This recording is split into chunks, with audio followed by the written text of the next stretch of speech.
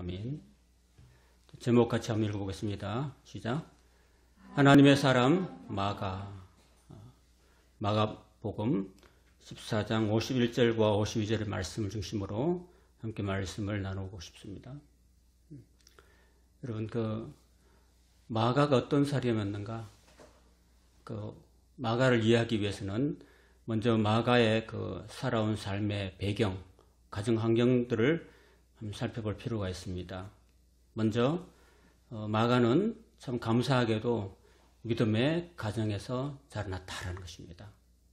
어머니 마리아가 예수님과 제자들을 잘 섬겼고, 또 성만찬 장소라든지 그리고 제자들의 오순절 기도 장소를 제공하고 그런 일들을 잘 감당했다는 것입니다. 이 그림에 보이는 레오나르도 다빈치의 최후의 만찬의 이 장소는 바로 마가 요한의 어머니 마리아의 집 2층이라고 볼 수 있습니다. 자, 얼마나 영광스럽습니까? 주님의 최후의 만찬을 장소를 이렇게 예루살렘 안에서 제공해 줬다는 것입니다. 그리고 이 마가 요한의 다락방 2층이 좀 넓은가 봅니다. 그래서 오순절을 기다리면서 약 120명의 주님의 제자들이 모여서 주님께서 약속하신 성령 받기를 간절히 기도하고 했던 그 장소입니다. 무려 한 일주일 이상 이곳에서 약 120명의 문도들이 하나님께 성령을 구하기 위해서 간절히 기도했었습니다. 여러분, 이런 120명이 한 일주일 동안 한 집에서 머물면서 여러분, 이 사람들이 밥을 먹었겠죠? 화장실도 갔겠죠? 세수했겠죠? 얼마나 많은 그런 수고와 성짐을 이 마가 요한의 어머니 마리아가 감당했겠습니까? 여러분 집에 한 120명의 손님이 와가지고 일주일 동안 머문다고 생각해 보십시오. 여러분이 얼마나 힘들겠습니까? 그죠? 이 좁은 데서 어떻게 잤는지, 뭘 먹었는지, 이 모든 섬김을 마가 요한의 어머니 마리아가 감당했다라는 것입니다. 이렇게 이 마가의 어머니 마리아가 얼마나 예수님과 제자들, 주님을 따르는 백성들을 위해서 섬기고 헌신했는가. 그런 어머니 밑에서 자랐던 이 마가는 그런 영향을 당연히 받았겠죠. 그죠?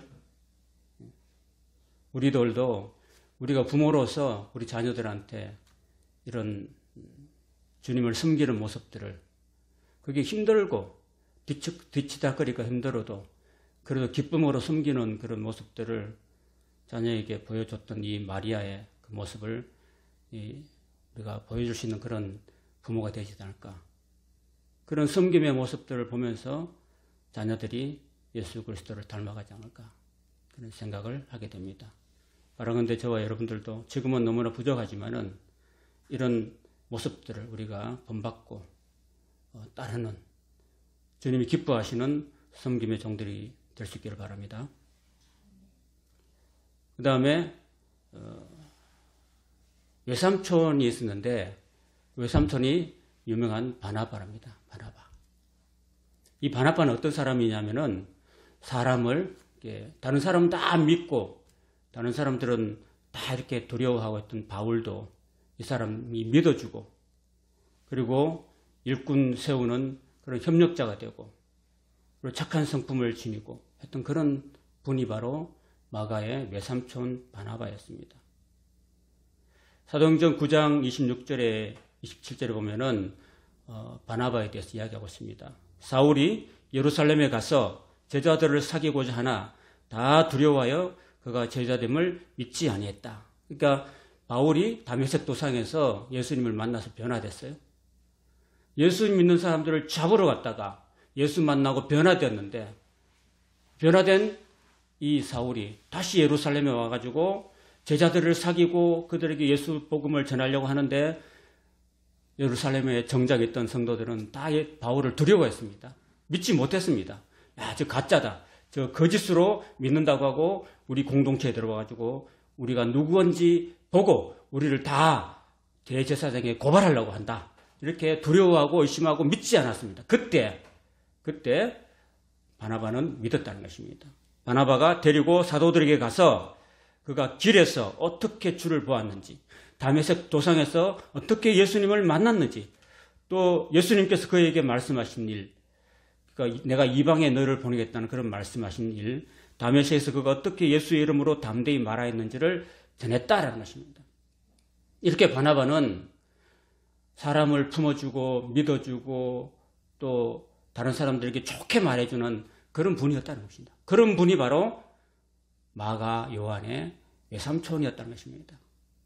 이 바나바에 대해서 또 바울은 누가복음에서 이 누가는 이렇게 또 이야기하고 있습니다. 사도행전 11장 24절, 바나바는 착한 사람이요 성령과 믿음이 충만한 사람이라 이에 큰 무리가 주께 더해지더라. 그러니까 바나바는 굉장히 착했던 사람입니다. 마음이 양심이 착하고 마음이 넓고 온유하고 보통 사람하고 달랐다는 것입니다. 저와 여러분들은 착한 사람입니까? 우리는 좀 강경하고 교만하고 그러지 않습니까? 하나님은 착한 사람을 좋아하시고 그 착한 사람에게 성령과 믿음을 더해 주신 줄로 믿습니다. 우리는 너무 악하죠, 그죠? 우리는 너무나 교만하고 이기적이고 나밖에 모르는 그런 우리의 모습 아닙니까?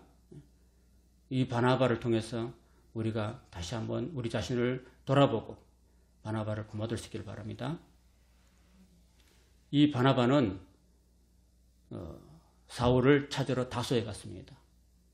그 다소는 사도 바울의 고향인데 제자들이 믿지 못하니까 지금 당장은 일하지 마시고 당신 고향에 가서 좀 기다리십시오. 그러고 보냈습니다. 보내서 바울이 한 얼마간 고향에 가서 이제 자기 자신을 좀 추스리고 좀 시간이 경과할 때까지 기다렸던 겁니다. 그럴 때 안디옥 교회에서는 굉장히 사람들이 많아지고 바울이 착하고 성령과 믿음이 충만하고 많은 성도들이 막 하나님이 더해 주시니까 일할 그런 일꾼들이 필요했습니다.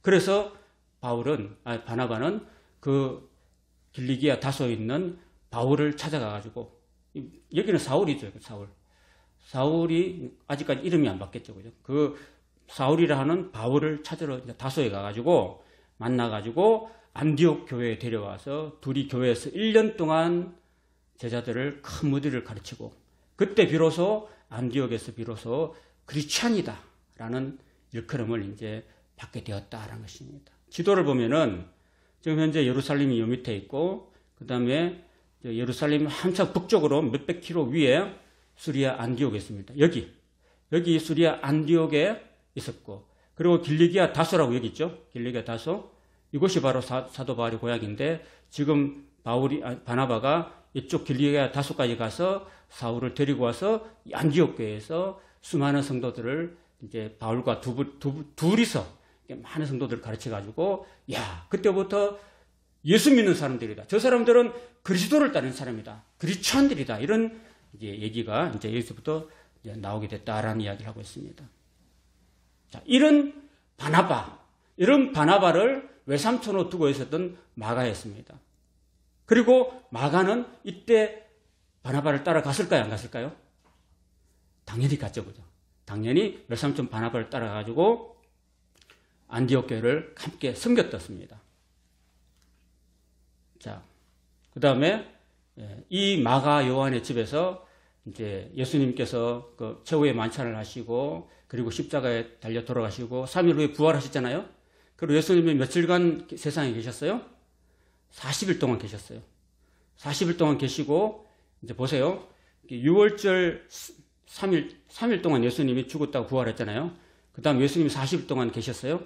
그럼 43일이 지났잖아요. 그 다음에 오순절이 되려면 며칠 남았어요? 7일 남았잖아요.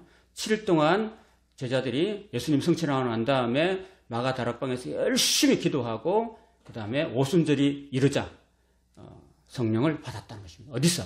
바로 마가 요한의 이 집 다락방에서 성령을 충만히 받았다는 것입니다. 이곳에서 120명이 그렇게 열심히 기도함으로써 성령을 받았는데, 자, 그때 당시는 오순절이었습니다. 오순절에 그 유대인들, 디아스포라된 유대인들, 그러니까 흩어졌던 유대인들이 예루살렘의 오순절을 지키기 위해서 계속 남아 있었고 그때 왔었습니다. 그러니까 유대의 역사는 여러분 나라가 없었잖아요. 계속 BC 721년에 북이스라엘이 아수르에서 멸망하고 그 다음 BC 586년에 남유다가 바벨론에서 멸망하고 그 다음에 지금까지 수백 년 동안 나라 없이 이렇게 그 다음에 그 페르시아에서 식민지 생활을 당하고 그 다음에 페르시아가 망하고 헬라에 의해서 알렉산더 대왕에 의해서 또 망해가지고 또 계속해서 식민지 생활하고 그 다음에 이어서 로마에 의해서 계속 식민지 생활을 하고 있던 그런 상황이었습니다. 그래서 백성들이 나라 없이 온 세계 각국에 뿔뿔이 흩어져 있던 그 유대인들이 이제 유월절과 오순절을 맞아서 예루살렘에서 다 이렇게 왔다는 것입니다. 그래서 오순절날 예루살렘을 찾아온 많은 사람들이 이 사도행전 2장에 보면은요, 한 14개 나라의 그 지역에서 왔다는 것입니다. 여기 보면은 애굽이라든지 리비아라든지 그레다스미라든지 로마라든지 아시아, 부르기아, 밤빌리아, 본도, 갑바도기아, 바데, 메데, 엘람, 메소포타미아, 아라비아 이런 14개, 열수십 개국의 그 나라에 흩어져서 와서 있었을 때 제자들이 성령을 받았습니다. 성령을 받았고 성령을 받고서 무슨 역사가 일어나냐면 어떤 표적이 일어나냐면 그들 입에서 이 나라들의 방언이 터진 거예요. 그들이 이 언어를 배운 게 아니에요. 그들이 영어를 배운 것도 아니고 그들이 독일을 배운 것도 아닌데 하나님의 성령이 임했을 때 그죠? 하나님께서 그 표적으로 그 사람들 베드로를 비롯해서 그 120명의 입에서 그냥 외국어가 막 나오기 시작했어요. 그래서 방언이 표적적으로 등장했던 것입니다. 이 방언이라는 게 뭐냐 하면은 바로 지방 언어였습니다. 지방 언어. 로마의 그 제국이잖아요. 제국에 속해 있던 많은 나라들의 언어들. 그래서 지방 언어를 방언이라고 해요. 지금 여러분 교회에서 뭐 랄랄라 하는 그런 방언이 아닙니다. 그거는 고린도에서 해당했던 그 방언이고 여기서 사도행전 2장에 나오는 제자들이 받았던 그 초대교회 방언이라는 것은요. 실제 언어였습니다.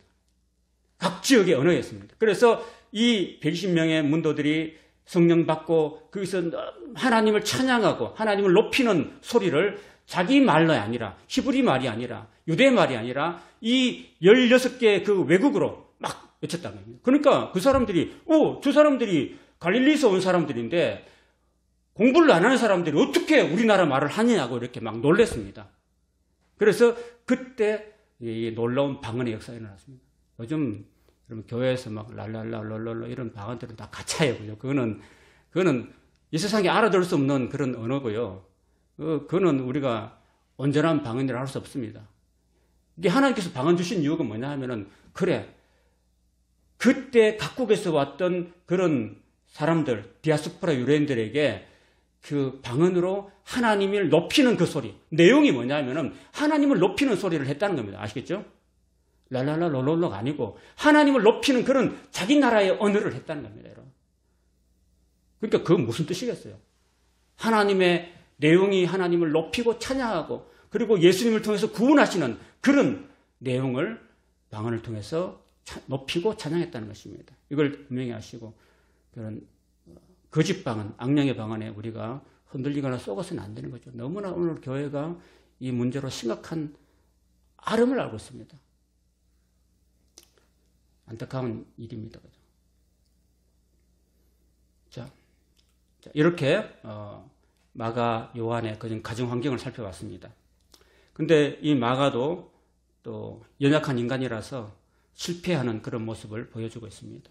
그 마가는요, 왜 마가복음을 기록했고, 오늘 본문에 마가복음 14장 51절 52절에서 왜 예수님을 버리고 도망간 한 청년을 이야기하는가? 이거는 마태복음에도 없고 누가복음에도 없고 요한복음에도 없고 사도행전에도 없는 이야기예요. 근데 유일하게 마가복음에서 마가가 이 기록을 하면서 이 청년 이야기를 했어요. 청년 이야기. 51절 다시 읽겠습니다. 시작. 한 청년이 벗은 몸에 배 혼니부를 두르고 예수를 따라가다가 무리에게 잡힘에 배 혼니부를 버리고 벗은 몸으로 도망하니라. 왜 이 이야기를 마가는 이 마가복음 말미에다 했을까요? 바로 예수님께서 십자가에 못 박히시려고 제자들을 다 도망갔잖아요. 베드로도 부인했잖아요. 근데 아마 최후의 만찬을 마가 요한의 다락방 그 집에서 하고 난 다음에 저녁에 겟세마네로 동산에 가서 제자들과 예수님 기도했잖아요. 그죠? 그때 아마도 막 이렇게 누가 찾아왔는 것 같아요. 마가 요한의 집에다가 가룟 유다가 군사들 데리고 아마 찾아왔지 싶어요. 딱 자고 있는데, 옷 다 벗고 자고 있는데, 이제 가룟 유다가 병사를 데리고 아마 찾아왔을 것 같아요. 이건 그 성경에 있는 이야기 안 하고 추측이에요. 추측이고, 그럴 만한 그런 전성이 있습니다. 찾아왔는데, 예수님의 제자 가룟 유다가 예수님 잡으려고 온 거지. 그러니까 예수님이 그때는 이제 없었잖아요. 겟세마네 동산으로 제자들 데리고 기도하러 가셨잖아요. 없으니까 유다가 또 병사를 데리고 이렇게 겟세마네 동산으로 가신 거죠. 그 겟세마네 동산에서 예수님이 늘 밤에 거기 머무시고 기도하는 것을 알았잖아요. 유다가. 그래서 가룟 유다가 병사를 데리고 또 예수님 잡으려고 가룟 유다가 병사를 데리고 이제 간 거죠. 갔을 때 이 마가 요한이 잠에서 깬 거죠. 그죠? 그래가지고 이렇게 혼입을 두르고 아마 이 사람이 밤에 잘 때 이렇게 빨가벗고 잠갔대요. 그죠? 팬티만 입고. 근데 그때가 날씨가 좀 추웠어요. 베드로가 막 불쬐었잖아요. 추웠는데 이렇게 혼이불을 이렇게 확 이렇게 덮고 이렇게 쫓아가 왔어요. 쫓아갔는데 막 제자들이 그때 막 다 도망가고 막 군사들이 와가지고 칼과 또 몽치를 갖고 막 예수님을 잡으러 오는 그 모습을 보고서 그 현장에 이 마가도 있었던 것 같아요. 그래서 이제 청년이 벗은 몸에 배 혼입을 두르고 예수님을 따라가다가 무리한테 잡혔어요. 그 무리라는 게 누굴까요? 로마 군사들. 그러니까 군인들. 대제사장이 보낸 군인들한테 잡혔어요. 잡히니까 어떻게 했어요? 배 혼입을 다 벗어버리고 그냥 팬티밥으로 도망갔다 이야기입니다. 이 사람이 누구라고요? 자기 자신이라는 겁니다. 마가 보면 자기 자신. 나는 이렇게 예수님을 버리고 예수님이 십자가에 못 박혀 죽을 때 다 제자들은 우리도 다 버려도 우리는 버리지 않겠습니다. 나는 버리지 않겠습니다. 했던 제자들 다 도망가고 그 제자들 누가 욕할 수 있겠습니까? 마가가 욕할 수 있으면 마가도 따라가 보니까 지도 잡히니까 자기도 이제 목숨 구하려고 벗은 몸으로 도망갔던 그런 자신이었다는 것입니다. 이렇게 주님 앞에 너무나 부족하고 연약했던 그 모습의 이야기를 여기 2절에 걸쳐서 하고 있는 거예요. 이 복음서를 쓰면서 내가 바로 그런 사람이었습니다 라고 고백하고 있는 겁니다. 그래서 마가는 우리 인간이 너무나 죄인이고 연약하고 실수할 수 있고 실패할 수 있는 사람이라는 것을 이 본문을 통해서 알려주고 있는 것입니다. 아무도 마가를 욕할 수 없고 아무도 제자들 욕할 수 있고 아무도 베드로를 욕할 수 없다는 겁니다. 왜? 나도 죄인이 그래요. 너도 그 현장에서 봐라. 너도 그 죄인이다. 이런 얘기를 하고 있는 거죠. 그래서 마가는 실패한 인간에 대해서 이야기하고 있습니다. 마가복음 전체를 통해서 보면은 세례 요한부터 나오잖아요. 하나님의 아들 예수 그리스도 복음의 시작이라 이렇게 시작하고 그 다음에 바로 세례 요한에서 이야기를 합니다. 그리고 마지막에 막달라 마리아가 거기 예수님의 그 무덤에 찾아가서 만나는 그 모습들, 그 모든 사람들을 다 읽어가면서 다 인간이 실수하고 연약하고 그리고 무지하고 믿음이 없고 완악하고 자기 욕심을 따르고 다 예수님을 버렸던 그런 실패한 인간이라는 것을 보여주고 있고 나 또한 마찬가지라고 얘기하고 있는 것입니다. 그리고 마가는 또 1차 선교 여행에서 또 중도 이탈하는 그런 실수도 했었습니다. 사도행전 13장 13절입니다. 바울과 몇 동행하는 사람들이 바보에서, 이 바보라는 것은 바보가 아니고 파포스라는 섬인데 이 파포스를 이렇게 업력하면서 바보라고 했습니다. 바보에서 배 타고 밤빌리아에 있는 버가에 이르니, 버가는 또 여기 실제는 페르가인데 번역하다 보니 버가가 됐습니다. 버가에 이르니 이 요한은 누굽니까? 마가 요한이죠. 바로 마가는 그들에게서 떠나 예루살렘으로 돌아갔다 그랬습니다. 왜 돌아갔을까요? 성령의 파송을 받아서 1차 전도여행, 1차 세계 전도여행을 떠났던 이 바울과 바나바, 그리고 그의 수종자였던 이 마가 요한이 중간에 왜 선교사역에서 중도에 그냥 끝까지 안 가고 돌아갔느냐 이겁니다. 이게 얼마나 큰 문제였습니까?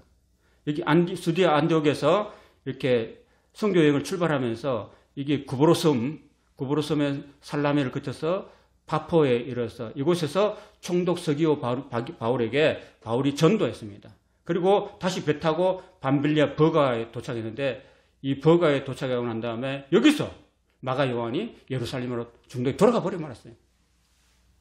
여러분들 어떻게 뭐 같이 하다가 일을 같이 하다가 중간에 마음이 안 맞아서 같이 못하는 사람 있죠?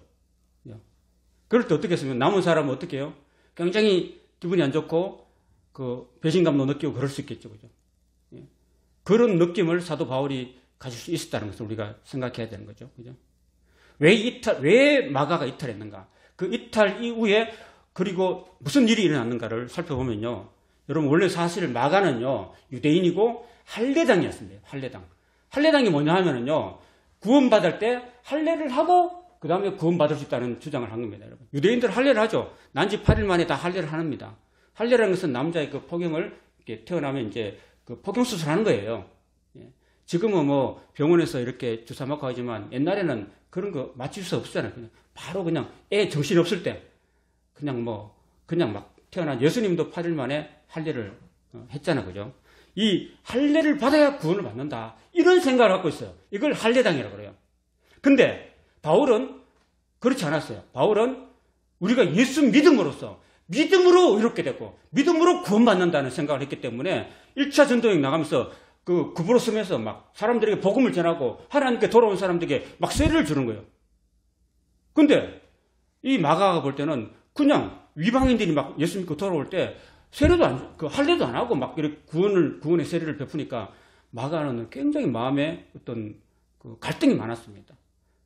그래서 그 바울과 할례로 인한 구원 문제에서 굉장히 견해 차이가 있었고 굉장히 힘들어 했었습니다. 그래서 이제 떠나간 거죠, 사실은. 그래서 이 구원과 할례 문제가 바로 이제 예루살렘 공의에서 다뤄졌습니다. 그래서 여러분 마가가 그 예루살렘 돌아가서 뭔지 아세요? 성경에는 기록 안 됐지만 그 성경을 많이 읽어보면 그가 뭐 했는지 알 수 있어요. 예루살렘에 돌아가서 예루살렘 그 교회 지도자들한테 이렇게 했습니다. 바울이라는 사람이 안디옥 교회에서 바나바와 같이 전도 파송했는데 내가 보니까 그 사람 이상하더라. 할례도 안 받고 이방인들이 세례 주고 구원 얻게 하더라고. 이거 이상하다. 좀 가서 안디옥 교회에서 당신들이 좀 바로 전해주려고 이렇게 부탁한 거죠. 그래서 예루살렘 교회에서 그리고 바울이 여행하고 있는 중에 1차 전도 여행하고 있는데 그 예루살렘 교회에서 사람들이 안디옥 교회에 가가지고 여러분 구원 받으려면은 그냥 예수 믿고 구원 받는데 여러분이 할례를 해야 구원 받습니다라고 해가지고 할례를 다 주장한 거예요. 이해가 되시죠? 근데 바울은 할례하고는 상관없는 이야기였습니다. 자, 그래서 이 문제 때문에 나중에 바울이 안디옥 교회로 다시 전도 여행 끝나고 돌아오니까 막 성도들이 막 전부 다요. 바울이 그렇게 안 가르쳤는데 바나바가 그렇게 안 가르쳤는데 성도들이 예루살렘에서 온 사람들을 듣고 이야기 듣고 전부 다 막 포경수술하고 더 이러고 있는 거예요. 이렇게 다. 그래서 여러분들 왜 할례를 받습니까? 할례는 구원하고 상관없습니다. 그래서 막 교회에서 막 분란이 일어났어요. 그래서 이 문제를 예루살렘 총회로 오늘같이 교회 총회에다가 헌의를 한 거예요. 헌의를 해가지고 과연 구원을 받는 데서 할례가 필요한가?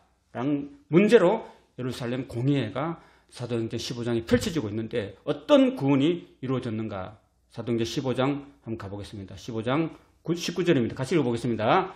그러므로 내 의견에는 이방인 중에서 하나님께로 돌아오는 자들을 괴롭게 하지 말고, 이게 뭘까요? 포경수술하면 괴롭고 힘든 거죠. 아픈 거죠. 이렇게 하지 말라는 거예요. 그 다음에 20절. 다만 우상에 더러운 것과 음행과 목매어 죽인 것과 피를 멀리하라고 편지하는 것이 옳으니 이는 예로부터 각성에서 모세를 정하는 자가 있어 안식일마다 회당에서 그 글을 읽음이라 하더라. 이에 사도와 장로와 온 교회가 그 중에서 사람들을 택하여 바울과 바나바와 함께 안디옥으로 보내기를 결정하니 곧 형제 중에 인도자인 바사바라 하는 유다와 실라더라. 이렇게 했어요. 여러분 예루살렘 공회에 여러분 사도행전 집에 가서 15장 읽어보십시오. 이 할례 문제로 인해서 예루살렘 총회가 모였던 겁니다. 그래서 여러 사람이 얘기를 했습니다. 바나바도 베드로도 이야기하고 베드로와 그리고 바나바도 이야기하고 그리고 바울도 이야기했습니다. 그 총회에서 이야기하고 이방인들이 어떻게 해서 죽게 돌아온 걸 그런 놀라운 이야기를 하고 마지막에 예루살렘 그 공의의 제일 의장이라고 할 수 있는 주님의 동생 야고보가 그 결론을 내는 거죠. 자, 우리가 이방인 중에서 돌아온 사람들을 괴롭게 하지 말고 이렇게 할례는 하지 않도록 하자. 할례 없어도 충분히 예수님의 은혜로 십자가의 공로로 구원받는다라고 결정하고 이제 교회가 결정하고 바울과 바나바를 이제 수리아 안디옥교회에 보낸 거죠. 아시겠죠? 보낸 겁니다. 자, 이렇게 결정이 났습니다. 교회가 성령과 우리는 이렇게 했습니다. 그 28절에 보면 성령과 우리는 이렇게 결정했어요. 그러니까 이 결정이 바로 온 교회와 더불어서 성령과 더불어서 결정한 겁니다, 여러분. 그 총회에서 결정한 것이 인간의 결정이 아니라 성령과 더불어서 결정했다는 겁니다. 하나님의 결정이고, 그리고 그 결정에 따라야 되는 거죠. 따른 겁니다, 여러분. 그래서 결정대로 따라서 보냈습니다. 자, 그럴 때 마가는 어디에 있었어요? 마가는 바로 예루살렘에 있었어요. 예루살렘 자기 집에 있었던 겁니다. 그러면 그 현장에 분명히 있었을 거예요, 마가가. 자기가 그 할례 문제를 주장했기 때문에 분명히 자기는 그 문제의 핵심이 있었고 그는 정말 뜨거운 감사였습니다. 그러면은 교회가 결정하고 성령이 결정했으면은 마가는 어떻게 했어야 될까요? 그 결정에 따라야 되죠. 따르고 그리고 자기가 중간에 돌아온 거에 대해서는 아, 내가 잘못했구나 라는 것을 시인하고 어떻게 해야 돼요? 수리아 안디옥 교회 가가지고 여러분 제가 오해했었습니다. 제가 잘 못했습니다. 우리 알고 보니까 우리가 그동안 해왔던 이 할례는 예수 그리스도의 그 은혜의 구원과는 상관없습니다. 그것을 제가 시인합니다. 여러분 제가 막 예루살렘 지도자들 막 이렇게 막 흔들어가지고 여러분들한테 사람들을 보내가지고 할례를 받도록 했는데 그것은 저의 잘못이었습니다라고 성도 교회 앞에서 그 오해를 풀고 그리고 사도 바울한테 가가지고 어떻게 해야 돼요? 바울 선생님, 제가 생각이 짧았습니다. 저를 용서해 주십시오. 이제 알고 보니까 바울 선생님이 옳았습니다라고 사과하고 용서를 구하는 것이 마땅한 거 아니겠습니까? 그렇겠죠? 그렇습니까? 그렇습니까? 좀 대답을 해보시죠. 마스크 꼈다고 대답하지 마시고. 그래요, 안 그래요? 그래요. 그런데 안 했어요, 마가가. 오해를 안 풀고 그냥 있었습니다, 여러분. 그러니까 그 결과 2차 선교 여행을 이제 가는데, 이제 바울이 바나바 데리고 우리 이제 1차 전도했던 곳에 교회가 좀 잘 써 있는지 한번 돌아보러 갑시다 했을 때, 바나바가 자기 조카 마가를 데리고 가려고 했어요. 그때 바울이 어떻게 했어요? 1차 전도 여행 때 그렇게 중도에서 자기 멋대로 중도 이탈한 사람을 어떻게 믿고 데려가려고 이렇게 막 서로 두 어른 사이에 바나바와 바울 사이에 막 다툼이 일어난 거예요. 누구 때문에? 마가 때문에 그렇습니다. 마가 때문에. 그러니까 마가 그때 제가 아까 말씀대로 그렇게 오해를 풀고 사과를 했더라면은 문제가 없을 텐데 이 문제로 인해서 바울 그리고 바나바가 찢어져 가지고 선교 여행이 그냥 두 팀으로 나눠져 버렸습니다. 그래서 38절 사도행전 15장 38절 이렇게 말합니다. 바울은 밤빌리아에서 자기들을 떠나 함께 일하러 가지 아니한 자 누굴까요? 마가죠. 마가. 이 마가를 데리고 가는 것이 옳지 않다라고 이야기하는 겁니다. 그런데 바나바는 사람이 하면 실수할 수 있는 거지. 사람이 실수하면 할 수 있는 거지. 그걸 갖고 이렇게 이 중대한 일에 안 데려가면 되겠습니까? 같이 데려갑시다. 바울은 안 된다면 안 되는 거예요 하고 단호했습니다. 그냥. 여러분 질문 드릴게요. 김일하 집사님과 노영수 집사님 질문 드릴게요. 이때 바울이 맞아요? 바나바가 맞아요? 여러분이 바나바하고 바울이었으면 어떻게 하겠습니까? 좀 대답을 하고 서로 거듭하면서 합시다. 바울이 맞아요? 바나바가 맞아요? 바울이 맞습니까? 집사님은요? 모르겠어요? 노코멘트예요? 근데 성경학자들은 나중에 이 바나바가 또 옳지 않을까 얘기를 하고 있습니다. 왜? 나중에 보면은 이 마가가 또 회개하고 이제 다시 이렇게 바울의 신임을 받게 돼요, 나중에는. 저와 여러분들도 세상 살다 보고, 저도 목회하고, 부목 전도사 생활하고, 그리고 뭐 교육전도사도 하고, 부목사도 하고, 이렇게 개척도 했지만은, 개척하면 뭐 아무도 없잖아요, 그죠? 저 밑에도 없고, 저 위에도 없고, 아무것도 없잖아요, 저 혼자니까. 근데 이제 큰 교회에서 이제 부교육자를 하다 보니, 이제 제가 여러 가지 실수가 많았어요, 그죠? 처음에는 막 교회차를 운전하고 가다가 막 부산에서 이제 전도사로 할 때는 막 온데 신방 다니면서 막 이렇게 막 차 여기 받고 저기 받고 막 이런 실수도 많이 하고, 그죠? 그 다음에 막 이렇게 제가 너무 부족한 것을 막 느껴요. 그러니까 서귀포 교회에서도 했었는데, 서귀포 교회도 막 차 운전하다가 막 성도들 가득 태우고 막 내리막길에 막 꼬르박 위험에 처하기도 하고 막 제 실수가 굉장히 많아요. 그리고 저로 인해서 뭐 우리 사모도 많이 힘들었던 부분도 있고, 실수가 참 이만저만이 아니었어요. 처음 전도사해보고, 처음 목사해보고, 우리 집에 뭐 우리 어른이 뭐 우리 어머니나 우리 아버지나 누가 이렇게 뭐 믿음 생활 한 게 아니고, 제가 중간에서 이제 믿음 생활하고, 우리 윗대, 우리 뭐 아버지라든지 형님들은 누가 이렇게 뭐 교회에서 목회를 했다든지 장로직을 했다는 그런 게 없었거든요. 그건 너무 내가 실수가 많은 거지. 실수가 많은데 그래도 교회에서는 저를 다 그냥 차 부숴줘도 교회에서는 다 교회 돈으로도 차 고쳐주고, 실수하면은 또 그죠? 또 성도들이 다 이해해주고 받아주고, 그냥 뭐 좌충우돌했던 저의 모습이었습니다. 지금도 마찬가지예요. 지금도 저를 돌아보면은 제가 너무나 부족한 모습을 많이 봅니다, 제 자신이. 근데 바나바는 그래도 실수했던, 뭐 자기 조카라서 그런 게 아니라 실수했던 그런 사람을 다시 보듬어주고, 그래 괜찮아, 사람 있는 거야, 그래 괜찮아, 다음에 안 그러면 돼 라고 이렇게 보듬어줬다는 겁니다. 근데 바울은 안 그랬죠, 그죠? 바울은 그냥 너무 단호했었습니다. 저는 바나바 같은 사람을 만나가지고 지금 여기 살아왔는데, 제가 만약에 바울 같은 사람 만나면 저는 아마 대기 뒤지고 터졌을 것 같아요, 저는. 그래서 우리도 실수할 수 있고, 그 마가가 바로 저였다는 거예요. 마가가 저였고 실수했고 그런 겁니다. 물론 실수하는 사람들을 막 혼내고 막 이렇게 막 따돌림하고 그런 것도 있겠지만, 그래도 우리는 서로가 다 부족하잖아요, 그죠? 뭐 50보 100보 아니겠어요, 그죠? 50보 100보. 그러니까 우리는 이런 모습들을 보면서 좀 우리도 서로 이해해주고 용서해주고, 그래요. 다 부족하다.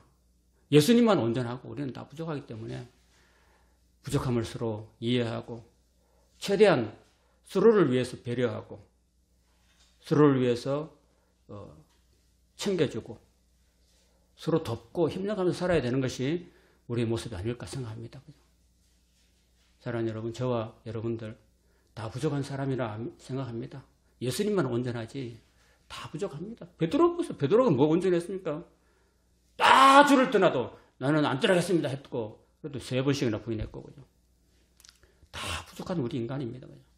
그러니까 우리는 내 부족한 것을 늘 주님께 도움심을 구하고 살아야 될 줄을 믿습니다. 자, 마가는 어떻게 자기의 부족함을 극복하고 회복하고 또 성장했는가를 생각해 봅니다. 마가는 바울과 그렇게 관계가 굉장히 힘들었지만은 그래도 열심히 노력하고 성령님의 도우심을 힘입어서 그는 자기의 그 주어진 자리에서 열심히 노력함으로써 훗날 사도 바울과 관계를 하나님 은혜 가운데 회복하게 됩니다. 디모데후서 4장 11절 같이 읽겠습니다. 누가만 나와 함께 있느니라. 네가 올 때에 마가를 데리고 오라. 그가 나의 일에 유익하니라. 지금 이 디모데후서를 쓸 때 바울은 이제 로마 마메틴 감옥에서 이제 죽음을 얼마 앞두고 있는 겁니다. 바울은 일생 지내오면서 그의 마음속에 굉장히 그런 마음에 그런 지워지지 않는 그런 아픔, 그런 게 있었습니다. 아, 내가 그 옛날에 1차 전도여행 할 때, 그래, 제 멋대로 중도에서 이탈했던 그 마가라는 젊은 청년이 있었지. 그 청년한테 내가 너무 혹독하게 했어. 내가 너무 좀 심했던 것 같아. 내가 죽기 전에 그와 좀 회프를 풀어야 되겠다. 라는 생각을 했던 거죠. 그죠?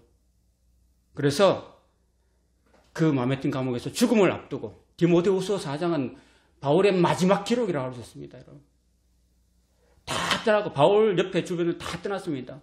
대만은 뭐 어디로 가고 누구는 어디로 가고 다 나를 버리고 갔지만 누가 한 사람만 나와 함께 있다고 이야기했습니다. 누가는 바울의 주치였죠. 그죠? 누가만 바울 옆에서 그렇게 바울이 몸이 안 좋아서 고통할 때 치료해주면서 위로해주면서 함께 있었습니다. 네가 올 때 디모데가 그때 에베소에 있었어요. 에베소 있을 때 마가를 좀 내한테 데리고 와줬으면 좋겠다. 마가. 그는 할례장이었지만 진정한 할례장이다. 그가 나의 일에 유익하다고 이야기하고 있습니다. 나의 일이 뭘까요? 죽음을 앞두고 있는데 나의 일이 뭘까요? 복음 전하는 일.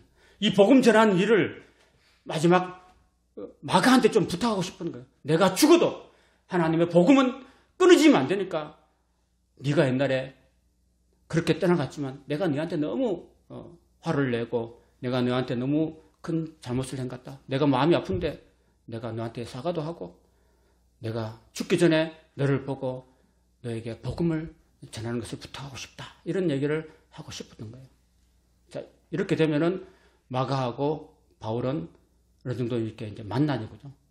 많이 이제 화해되고 이제 아마 바울은 아마 좀 마음이 편한 상태로 아마 순교하지 않았을까 생각이 듭니다. 사랑하는 여러분, 저와 여러분 삶 속에서 여러분이 어떤 사람한테 혹독하게 한 적이 있습니까? 혹독하게 매몰차게 내몬 적이 있습니까? 그게 마음에 걸리고 있습니까? 그러면요, 그 사람을 불러가지고 찾아가서 그 사람하고 나하고 풀 수 있기를 바랍니다. 가까운 사람일 수도 있고 먼 사람도 있었습니다. 그러니까 그런 사람이 있으면 풀고 회fu하고 화해하고 죽기 전에 다 풀 수 있고 그렇게 할 수 있기를 바랍니다. 그리고 그는 앞으로 성장해서 베드로의 영적 아들이 되었고 그리고 그의 통역관이 되었다는 것입니다. 베드로전서 5장 13절입니다. 택하심을 함께 받은 바벨론에 있는 교회가 너희에게 문안하고 내 아들 마가도 그리하느니라. 베드로가 좀 이렇게 어부였잖아요. 어부였기 때문에 다른 마가만큼 공부를 못했어요. 마가는 부유한 가정에서 자라면서 공부도 많이 했잖아요. 그죠? 공부도 많이 했기 때문에 로마에도 능통하고 헬라에도 능통하고 히브리에도 능통하고 아람어도 능통했습니다. 그래서 마가복음 읽어보면요. 이 마가복음이 로마인들한테 보내는 거거든요. 로마인들 보낼 때 여러 가지 로마어로 많이 번역해줘요. 두 렙돈 곧 한 고드란트라 이렇게 하는 거예요. 고드란트는 로마의 그 화폐거든요. 그래서 두 렙돈이라는 이야기를 로마인들이 모르니까 고드란트로 바꿔주는 거죠. 이런 얘기들이 이제 많이 나와 있는데 그 마가가 그죠? 베드로를 모시고 온 세계 지역을 다니면서 바벨론에 있는 교회도 보내고 로마에도 이렇게 복음을 전하면서 베드로가 한마디 하면은 마가가 옆에 서서 번역해줬어요. 통역해줬어요. 아시겠죠, 그죠? 통역하면서 이제 베드로와 바울이 이제 함께 동역하고 그리고 얼마나 베드로가 마가를 사랑했습니까? 그래서 내 아들 마가라고 이야기하고 있습니다. 그리고 마지막에 베드로가 죽고 난 다음에 베드로가 했던 모든 어록들을 다 수집해가지고 정리해서 마가복음을 기록한 거죠. 그리고 마가복음은 사복음서에서 제일 먼저 나온 최초의 복음서라고 할 수 있습니다. 놀라운 그런 복음서를 기록한 거죠. 사실은 마가복음이 아니고 누구 복음일까요? 베드로 복음이에요. 베드로가 이게 맨날 전했던 이야기를 자기 통역하면서 이렇게 요약해가지고 노트 정리하고 해가지고 이제 지어냈는데 아마도 베드로 선생님 이거 베드로 복음서를 할까요? 했는데 아마 베드로 선생님이 아마 아니다. 네가 적었으니까 네 이름으로 해라. 아마 그랬을 것 같아요. 그래서 마가복음이 이제 등장했습니다. 우리가 다음 주부터 마가복음을 우리가 공부할 텐데 이 마가복음 통해서 전해주시는 그런 은혜를 받을 수 있기를 축복합니다. 정리하면은 마가는 좋은 가정 환경 속에서 자라면서 교육도 많이 받았습니다. 그러나 자신의 청년 시절에 예수님을 버리고 맨몸으로 부끄럽게 도망했던 사실을 기록하고 있습니다. 그런 그를 예수님은 안 버리고 찾아와 주셨고 일으켜 세워주셨고 성령의 권능을 부어주셨습니다. 사역하면서도 이런저런 실수가 있었지만은 그럼에도 불구하고 그를 위로하시고 힘주시는 하나님의 은혜로 말미암아서 자신의 실수를 극복하고 끝내 하나님 나라의 귀한 일꾼으로 사용받았습니다. 그는 최초의 복음서인 마가복음을 기록해서 하나님의 아들 예수 그리스도가 이 땅의 모든 죄인들을 구원하시는 구세주가 된다는 그분이 바로 복음의 시초가 되고 복음의 시작이 되고 복음의 근원이 된다는 이 놀라운 복음을 선포하는 그런 사람이 되었다는 것입니다. 사랑하는 여러분, 오늘 저와 여러분도 하나님 앞에는 혼내부를 다 버리고 맨몸으로 도망갔던 마가하고 우리는 다를 바가 없습니다. 다 죄인이고 주님 앞에 부끄러운 존재고 지금도 현실의 삶을 살면서 늘 실수하고 잘못을 범하고 이기적으로 살고 있고 그런 우리의 모습이 아니겠습니까? 그렇지만 주님은 이 시간에도 우리를 찾아와 주시고 십자가의 보혈로 용서해 주시고 부활의 은혜로 일으켜 주시고 나같이 쓸모없는 자를 들어서 성령으로 충만케 하시고 또 하나님 나라의 귀한 일꾼으로 나를 들어 사용한다는 사실입니다. 저와 여러분은 이 사실을 기억하고 우리 자신의 부족한 모습을 바라보고 늘 겸손해서 주님 앞에 기도하면서 주님을 의지하고 주님을 따라가면서 우리의 남은 생애를 주님의 나라를 위해서 살아가는 저와 여러분이 되시기를 바랍니다. 아멘. 찬양하겠습니다.